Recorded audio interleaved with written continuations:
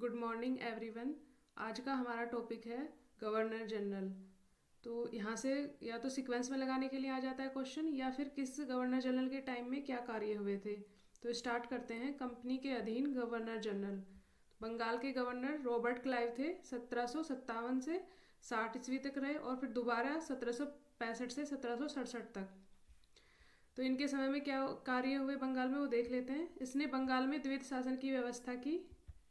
द्विध शासन की व्यवस्था किसने की? रॉबर्ट क्लाइव ने बंगाल में, जिसके तहत राजस्व वसूलने, सैनिक संरक्षण एवं विदेशी मामलों कंपनी के अधीन थे। जो विदेशी मामले थे वे कंपनी के अधीन थे, जबकि शासन चलाने की जिम्मेदारी नवाब के हाथों में थी।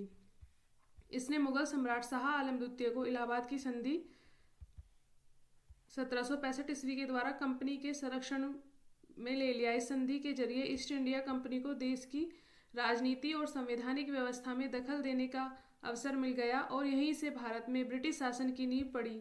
रॉबर्ट क्लाइव ने बंगाल के समस्त क्षेत्र के लिए 2 उपदीवान, बंगाल के लिए मोहम्मद रजा खां और बिहार के लिए राजा सिताब राय को नियुक्त किया। अन्य गवर्नर जनरल देख लेते हैं।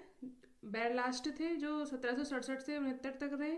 फिर कार्टियर आए 69 से 72 तक, और वारन हेस्टिंग्स रहे 1772 से 74 तक। तो इनके समय में कुछ खास कार्य नहीं हुआ जो बेरलास्ट और कार्टियर थे। बाकी वारन हेस्टिंग के समय में जो कार्य हुए वो हम देख लेते हैं। कंपनी के अधीन गवर्नर जनरल ने यहाँ से रेगुलेटिंग एक्ट 1773 ईस्वी के अनुसार बंगाल के गवर्नर को अब अंग्रेजी क्षेत्रों का गवर्नर जनरल कहा जाने लगा, जिसका कार्यकाल 5 वर्षों का निर्धारित किया गया। मद्रास एवं बम्बई के गवर्नर को इसके अधीन कर दिया गया। इस प्रकार भारत में कंपनी के अधीन प्रथम गवर्नर जनरल वारन हेस्टिंग 1774 से 1785 रहे।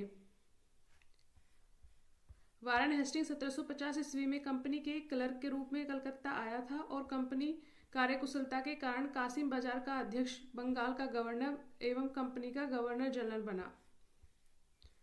वारन हेस्टिंग 1774 से 85 ईस्वी देख लेते हैं। इसने राजकीय कोषागार को मुर्शिदाबाद से हटाकर कलकत्ता लाया। तो क्वेश्चन बन सकता है कि राजकीय कोषागार को मुर्शिदाबाद से हटाकर कलकत्ता कौन लाया था? तो वारन हेस्टिंग के समय में हुआ ये। 1772 ईस्वी में इसने प्रत्येक जिले में एक फौजदारी व दीवानी अदालतों की स्थापना की। फौजदारी अदालतें सदर निजामत अदालत द्वारा निरीक्षित होती थी। नाजिम द्वारा नियुक्त दरोगा अदालत की अध्यक्षता करता था। दीवानी अदालत में कलेक्टर मुख्य न्यायाधीश होता था। जिला फौजदारी अदालत एक भारतीय अधिकारी के अधीन होती थी, जिसकी सहायता के लिए एक मुफ्ती और एक काजी नियुक्त होते थे। कलेक्टर इस न्यायालय के कार्य की देखभाल करता था। कलकत्ता में एक सदर दीवानी अदालत और एक सदर फौजदारी अदालत की स्थापना की गई। सदर दीवानी अदालत में कलकत्ता काउंसिल का सभापति और उस काउंसिल को 2 सदस्यीय रायन और मुख्य कानूनगो की सलाह से न्याय करते थे। सदर फौजदारी अदालत में नायब निजाम, मुख्य काजी, मुफ्ती और 3 मौलवियों की सलाह से न्याय करते थे। जिले की दीवानी और फौजदारी अदालतों के मुकदमे अंतिम निर्णय के लिए सदर अदालतों में भेजे जाते थे। दीवानी मुकदमों में जातीय कानून अर्थात हिंदुओं के संबंध में हिंदू कानून और मुसलमानों के संबंध में मुस्लिम कानून लागू किया जाता था, जबकि फौजदारी मुकदमों में मुस्लिम कानून लागू किया जाता था। 1772 में कोर्ट ऑफ हेस्टिंग ने द्वैत प्रणाली को समाप्त कर तथा कंपनी को बंगाल, बिहार तथा उड़ीसा प्रांत की शासन व्यवस्था का उत्तरदायित्व संभालने का आदेश दिया।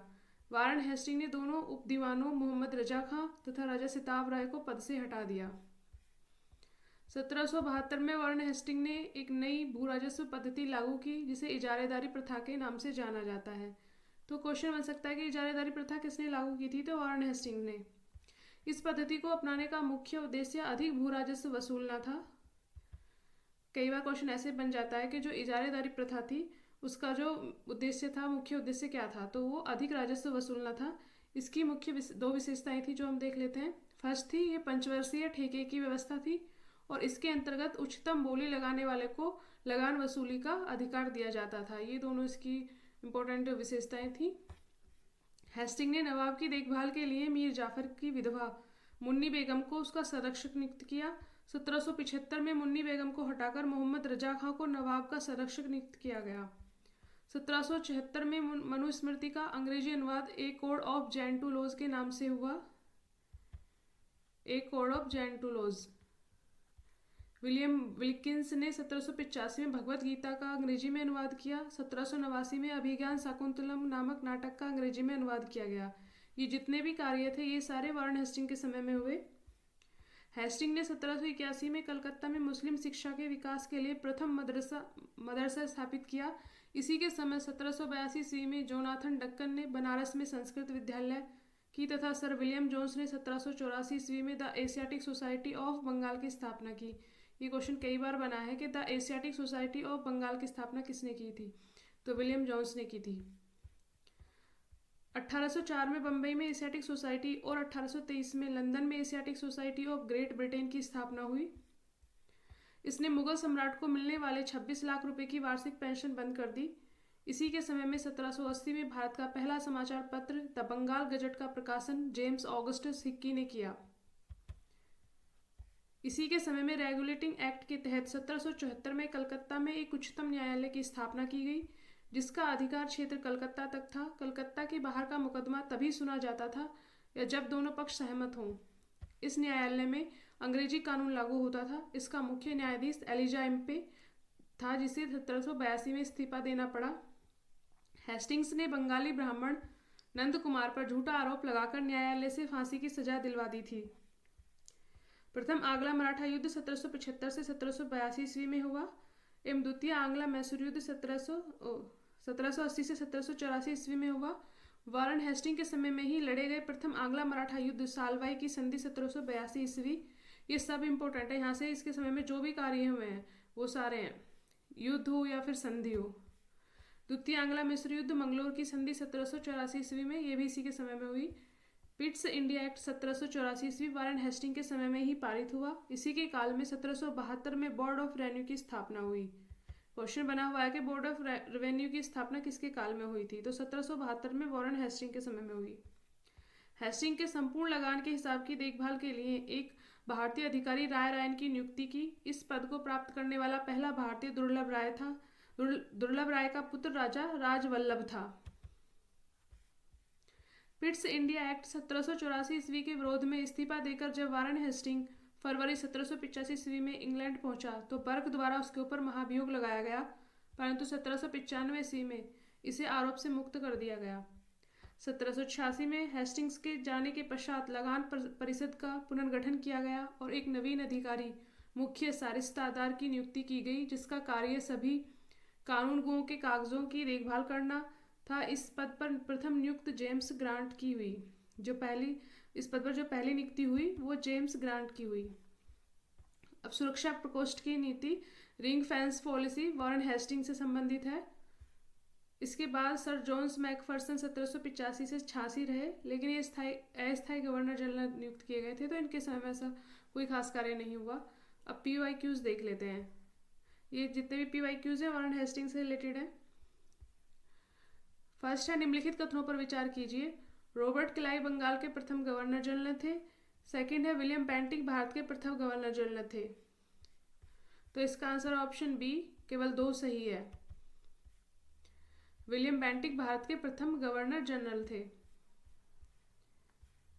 वारेन हेस्टिंग को 1774 ईस्वी में बंगाल का प्रथम गवर्नर जनरल नियुक्त किया गया था। 1833 ईस्वी में लॉर्ड विलियम बेंटिक को भारत का प्रथम गवर्नर जनरल बनाया गया। रॉबर्ट क्लाइव बंगाल का पहला गवर्नर नियुक्त किया गया था, जो इस पद पर 1758 से 60 ईस्वी एवं 1765 से 67 ईस्वी की अवधि में रहा। तो ऊपर ये कहा गया है ना, ये फर्स्ट में कहा है कि रॉबर्ट क्लाइव बंगाल का प्रथम गवर्नर जनरल था, लेकिन था कौन? Warren Hasting. नेक्स्ट क्वेश्चन है भारत के प्रथम गवर्नर जनरल थे, तो विलियम बेंटिक थे। ऑप्शन सी सही है यहाँ पे।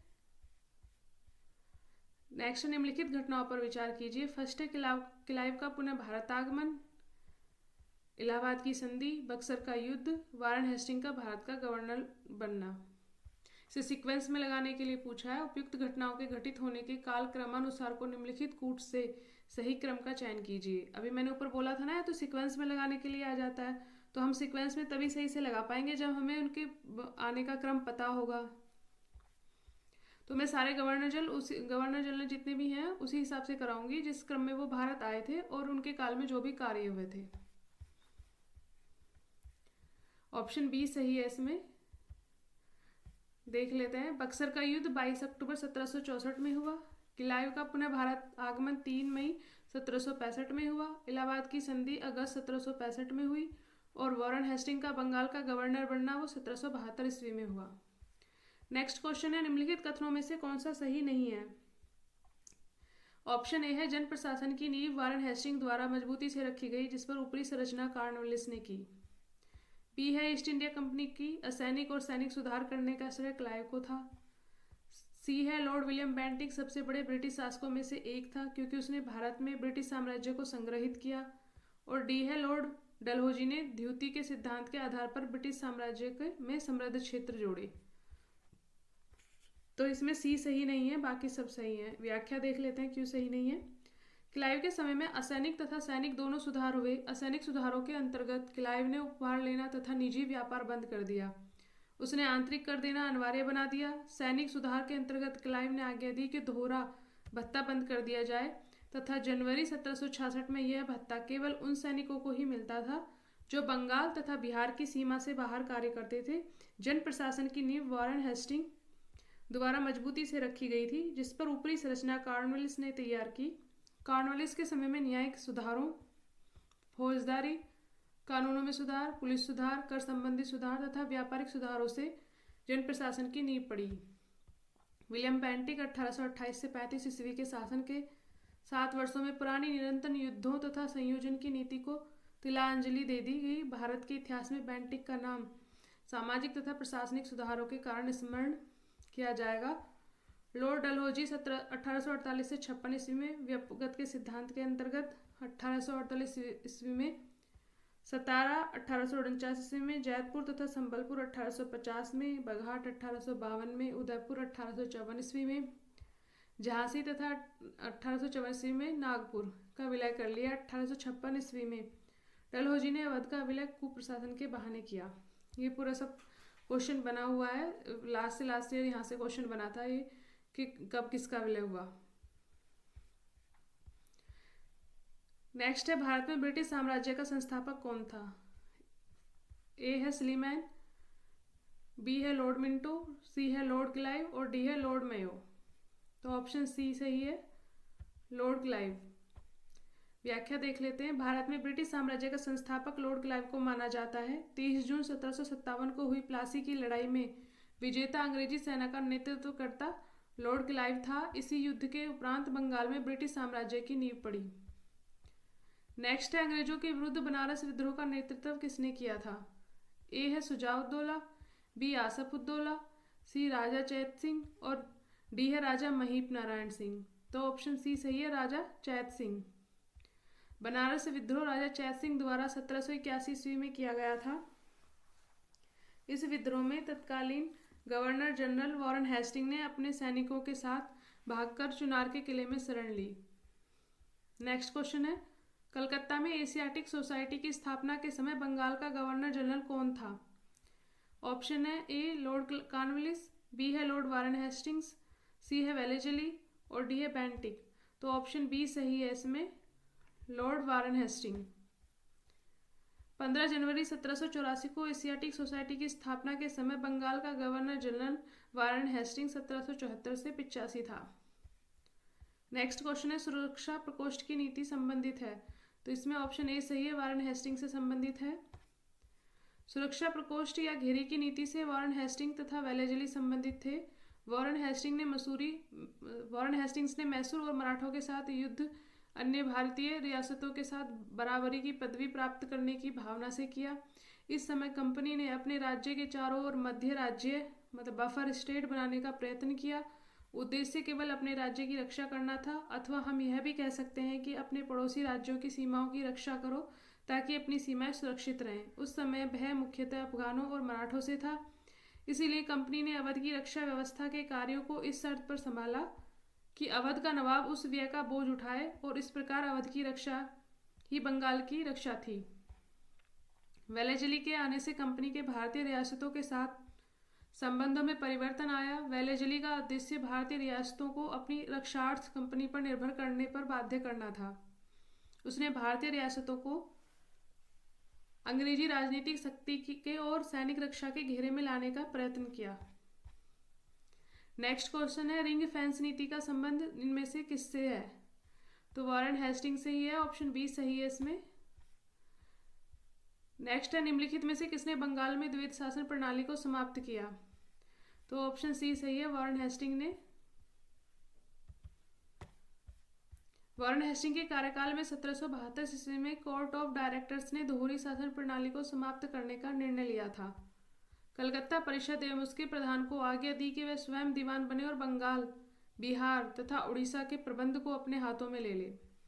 वॉरेन हेस्टिंग ने दोनों उप दीवानों मोहम्मद रजा खां और अजय सिताब राय को पदच्युत कर दिया। द्वैत शासन की शुरुआत बंगाल में क्लाइव के समय में 1765 ईस्वी में हुई थी।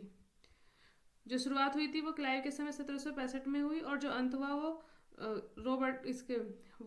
वॉरेन हेस्टिंग के समय में हुआ 1772 में। नेक्स्ट क्वेश्चन है बंगाल में द्विशासन प्रणाली किसके द्वारा लागू की गई थी? तो द्विशासन प्रणाली ऑप्शन है Warren Hasting, B William Bentinck, C Robert Clive और डी है लॉर्ड कर्जन। अभी ऊपर बताया था मैंने, रॉबर्ट क्लाइव के समय में स्टार्ट हुआ। नेक्स्ट क्वेश्चन है किस गवर्नर जनरल पर महाभियोग का मुकदमा चलाया गया? ऑप्शन है Warren Hasting, B Lord Clive, D Cornwallis और सी कॉर्नवालिस, डी वेलेजली। तो ऑप्शन ए सही है, वॉरेन हेस्टिंग। नेक्स्ट है निम्नलिखित में से किस पर ब्रिटिश संसद में महाभियोग का मुकदमा चलाया गया? ऑप्शन ए है सर जॉन सॉर, बी है लॉर्ड क्लाइव, सी है वॉरेन हेस्टिंग और डी है जनरल डायर। तो ऑप्शन सी सही है इसमें, वॉरेन हेस्टिंग। नेक्स्ट क्वेश्चन है भारत में न्यायिक संगठन की स्थापना किसने की? ऑप्शन ए है लॉर्ड मेयो, बी है लॉर्ड कॉर्नवालिस, सी है लॉर्ड एटली और डी है लॉर्ड कर्जन। तो ऑप्शन बी सही है इसमें, लॉर्ड कॉर्नवालिस। दीवानी और फौजदारी न्यायालय के श्रेणीबद्ध संगठन के लिए जरिए न्याय प्रदान करने की एक नई व्यवस्था की नींव अंग्रेजों ने रखी। इस व्यवस्था को वॉरेन हेस्टिंग ने आरंभ किया, मगर कॉर्नवालिस ने इसे और सुदृढ़ बनाया। 1793 ईस्वी को कॉर्नवालिस संहिता शक्तियों के पृथक्करण के सिद्धांत पर आधारित थी, जिसके तहत कर और न्याय प्रशासन को पृथक कर दिया गया। नेक्स्ट क्वेश्चन है निम्नलिखित में से किस गवर्नर जनरल ने भारत की प्रस्तावबद्ध सिविल सेवा covenanted civil service of India का सृजन किया, जो कालांतर में भारतीय सिविल सेवा के नाम से जानी गई? ऑप्शन ए है वॉरेन हेस्टिंग, बी है वेलेजली, सी है कॉर्नवालिस और डी है विलियम बेंटिक। तो ऑप्शन सी सही है, कॉर्नवालिस। तो यहाँ पे हमारा ये वीडियो समाप्त होता है। Thank you everyone.